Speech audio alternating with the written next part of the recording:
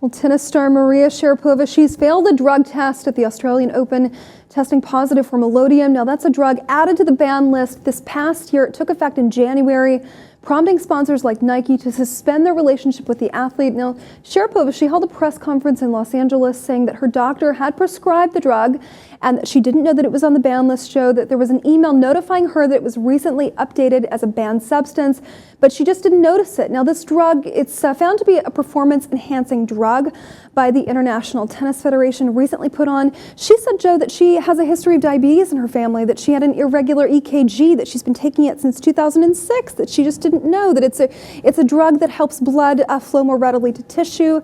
They're saying otherwise. What do you make of this? She appears to have come out and spoken quite honestly about this, and her reasons do sound pretty credible. Her doctors and physios will know for sure if she really does have a history that requires the use of this drug. She says she's been using it since 2006 and it only got banned just last year. She didn't check the updated WADA list for banned substances. I personally know what that's like. I used to be an athlete myself on that WADA list where you have to check and you get tested for certain drugs, and it is difficult to always keep on top of what's going on. But she's a $100 million, multi-million-dollar athlete. I'm sure her management, her doctors, her physios who are prescribing her this medicine are partly as well responsible for checking that list. If it is really a fact of her using it to treat diabetes, well, this is also a drug that other athletes reportedly have been using to enhance performance, and that is the reason why it was even added to the WADA list of banned substances this year. So while her reasoning does seem credible, it also does appear that she may have been using it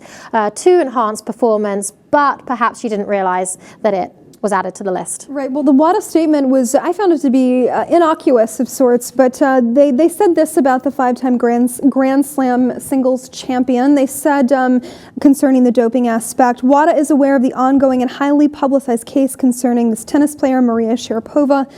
As is our normal process, and in order to protect the integrity of the case, WADA will refrain from commenting further until a decision has been issued by the International Tennis Federation. Following that, WADA will review the reasons for the decision and subsequently decide whether or not to use its independent right of appeal to the Court of Arbitration for Sport. So they're refraining. Nike's not refraining, Joe. Neither is Porsche. Well, brands do also have a moral responsibility to the public. They also want to look good to the public.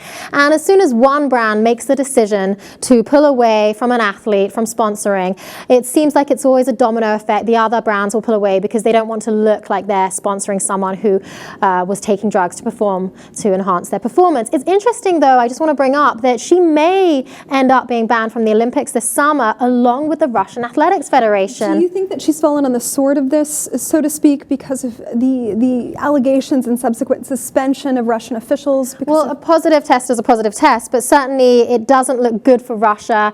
They've been blamed for state-sponsored doping, and what we're talking about here is not just individual athletes getting caught with drugs in their system. We're talking about the government that's being held responsible for actually allowing and encouraging athletes to dope. And if that's happening in track and field in Russia, you can only imagine that it's happening in other sports in Russia.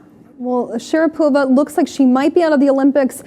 This case still unfolding. We're talking about a tennis star that rakes in reportedly $30 million in endorsement money every year, worth reportedly by some accounts $195 million. She is tested positive for this substance, releasing that press conference and information. That's what we know so far, but it looks like 3 sponsors have pulled out at this stage of the game.